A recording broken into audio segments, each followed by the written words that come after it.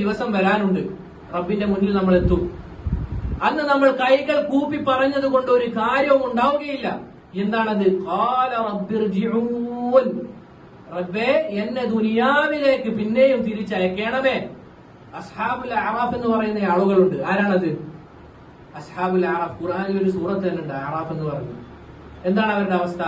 ഉലമാക്കൾ പലതും വിശദീകരിച്ചതായി കാണാം. അതിൽ ചില ഉലമാക്കൾ വിശദീകരിച്ചത് നന്മയും തിന്മയും ഒരുപോലെ ആയ ആളുകൾ, അവരാണ് അറാഫ് എന്ന് പറയുന്നത്.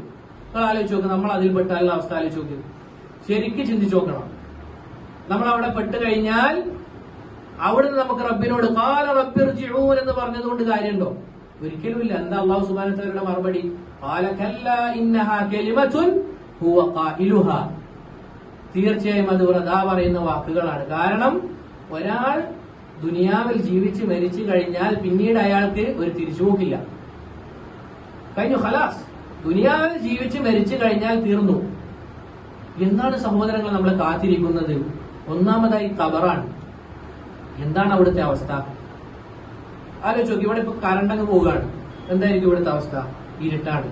എന്നാൽ നമുക്ക് ഭയം ഉണ്ടാവില്ല, കാരണം നമ്മൾ കുറെ ആളുകളുണ്ട്. പക്ഷെ ഖബറിൽ നമ്മൾ ഒറ്റക്കാണ്. ശരിക്കും ചിന്തിച്ചു നോക്കണം.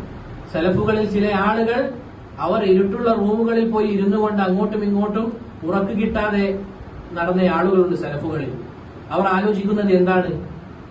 എന്തായിരിക്കും ഖബറിന്റെ അവസ്ഥ എന്നാണ് അവർ ആലോചിക്കുന്നത്. എന്തായിരിക്കും നാളെ ഞാൻ മരിച്ചു കഴിഞ്ഞാൽ ഞാൻ അഭിമുഖീകരിക്കാൻ പോകുന്ന കാര്യങ്ങൾ എന്താണ് എന്നുള്ളതാണ് അവരുടെ ചിന്ത. സലഫുകളിൽ മറ്റു ചിലർ അവരുടെ റൂമുകളിൽ ഒരു ഖബറിങ്ങനെ കുഴിക്കും. എന്നിട്ട് പറയും, അതിലേക്ക് ഇറങ്ങും. എന്നിട്ട് ഈ ആയത്തോതും ഖാല റബ്ബിർജിഊൻ, റബ്ബേ എന്നെ മടക്കി അയക്കണമേ. എന്നിട്ട് അവർ സ്വന്തത്തോട് തന്നെ പറയുമെന്നാണ്, ഇതാ നിനക്ക് ഇപ്പോൾ സമയമുണ്ട്, നീ ചെയ്തു കൊള്ളുക. നാളെ യഥാർത്ഥത്തിൽ മരിച്ചു കഴിഞ്ഞാൽ നിനക്കൊരു തിരിച്ചു പോകില്ല. അതുകൊണ്ട് നീ ഇതാ പണിയെടുത്തുകൊള്ളുക എന്ന് പറയും. അതുകൊണ്ട് സഹോദരങ്ങളെ, നമുക്ക് കിട്ടിയ ഈ അവസരം ധാരാളം ഖബറാളികൾ കൊതിക്കുന്ന ദിവസങ്ങളാണ് നമ്മുടെ കയ്യിലുള്ളത്. ഖബറിലുള്ള ഓരോ ആളുകളും എന്റെ ഒരു തസ്ബീഹ് അല്ലെങ്കിൽ ഒരു സുന്നത്ത് നിസ്കാരം, ഒരു നോമ്പ് എനിക്ക് നോക്കാൻ പറ്റിയിരുന്നെങ്കിൽ, അതെനിക്ക് ചെയ്യാൻ സാധിച്ചിരുന്നുവെങ്കിലെന്ന് കൊതിക്കുന്ന സുവർണ ദിവസങ്ങളാണ് നമ്മുടെ കയ്യിലുള്ളത്. ഉപയോഗപ്പെടുത്തുക.